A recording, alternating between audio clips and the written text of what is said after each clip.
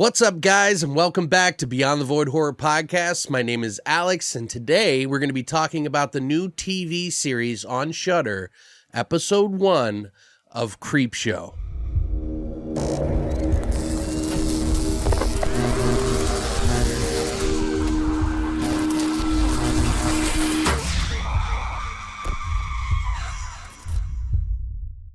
First up, I just want to say, I will not spoil anything going forward, so don't worry.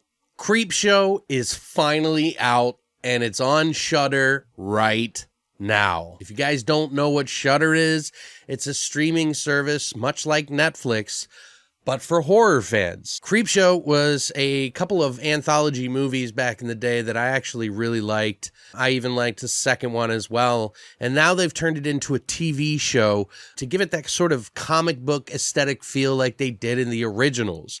And holy shit, was this a fun, really great episode. I think Shudder has a hit on their hands, and I am excited to see more. There was 2 stories in this episode that took up a whole episode of about an hour long. The first one is based on the Stephen King short story called Gray Matter that was in his Night Shift book.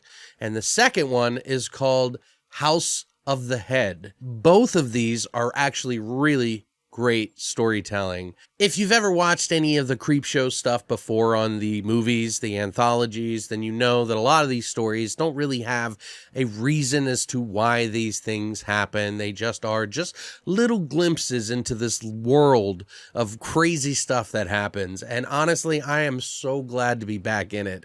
And funny thing is I didn't even expect it to be as good as it is.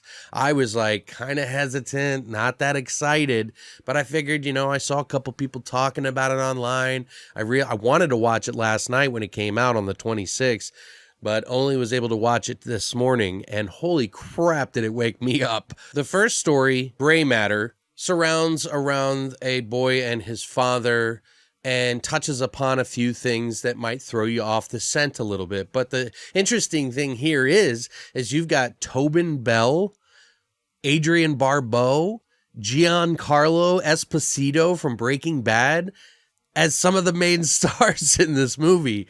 And boy, does it get wild. I was impressed with not only the practical effects, but also what they did to intercut the scenes and everything like that. They made it look like a Creepshow movie. And man, if there's 2 stories in each episode, there's 12 episodes. That means 24 short stories, guys, that we're going to enjoy for the coming weeks. To give you a little heads up, Shudder has gone for the weekly approach where they will bleed out an episode every week. So this will be going on for 12 weeks, which is fine by me. It kind of gives me something to look forward to each week and kind of digest instead of just pounding it in. A lot of streaming services these days are opting out of the binge, probably more so for the marketing value, because when you get the buzz of somebody talking about each episode, you get a lot more people coming to your platform, so it just makes sense. But I don't mind actually at all.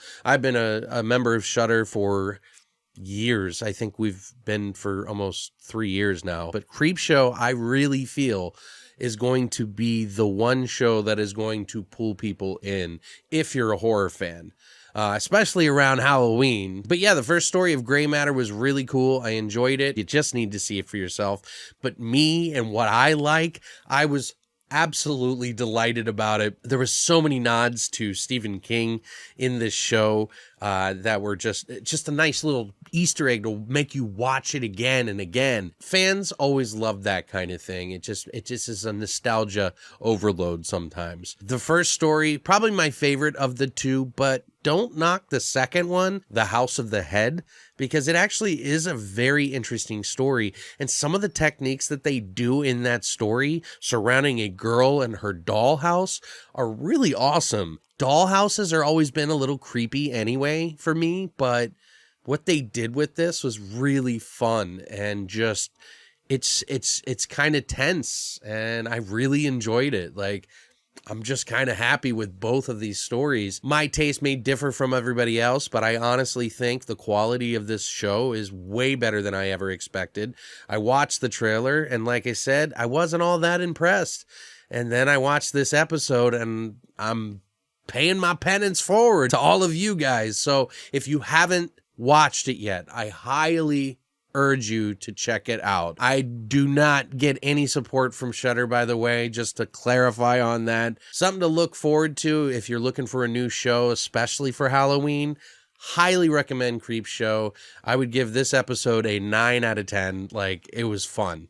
I loved it. So I don't know what the next episode's going to be about or the 10 more after that, but I hope they stay the same pace and the same look and the same feel as this one.